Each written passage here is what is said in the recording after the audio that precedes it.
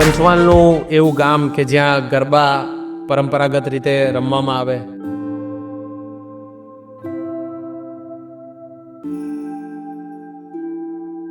ખોડિયાર માતાની જો લોકવાયતા મંદિરની કરીએ ને ભાઈ, તો અમારે આ મંદિર પહેલાં અમારા અહીંયા ગઢવી સમાજના માલધારીને અમારી પહેલાં અહીંયા વસ્તી તરીકે અમે ધરતા પડતા હતા. અહીંયા અમારું રહેઠાણ થયું. પછી અમારી જે ડોસીમાં હોય દૂધ ભરીને જતી છે, અહીંયા એક ડેરું બનાવી આવડમાંની સ્થાપના કરી.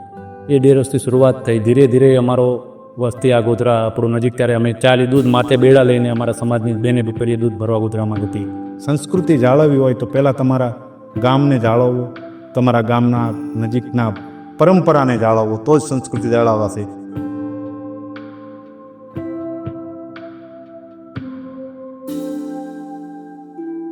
મંદિર જ્યારે જોઈએ તો ખૂબ દિવ્ય લાગે, એવું લાગે કે આટલું ભવ્ય ડેકોરેશન, એનું વાતાવરણ લાગે છે. તો આની પાછળ તૈયારીમાં કેવી રીતે બધા જોડાતા હોય છે? તૈયારીમાં અમારે પહેલાં 1 મહિના પહેલાં અમે યુવાનો બધા મિટિંગ કરીએ, મંદિરમાં અહીંયા જ મિટિંગ કરીએ કે ભાઈ નવરાત્રિ આવી રહી છે, તો હવે આપણે બધાની તૈયારી ચાલુ કરી દેવાની.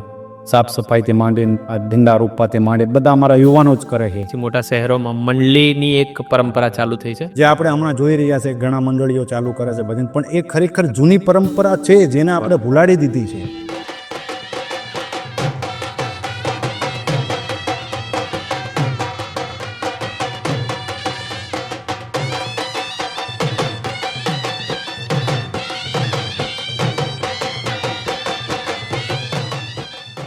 પરંપરા જે છે એમાં અમે પણ જાળવી શકીએ ને એ જ પ્રાચીન ગરબાને અમે લઈને ચાલીએ.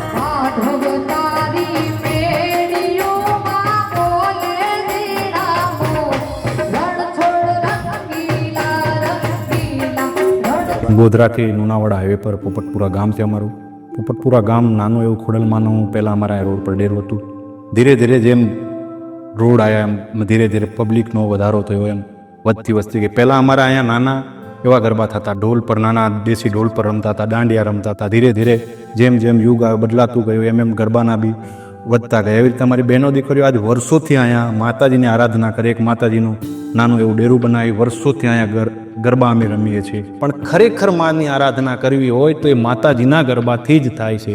અને હું એટલી પેઢીને, નવી પેઢીને એટલું જ કહીશ કે ખરેખર નવરાત્રિને તમે માનતા હોય, 9 દિવસને પૂજતા હોય, તો માના ગરબા કરો, એનાથી મોટું કંઈ છે નહીં.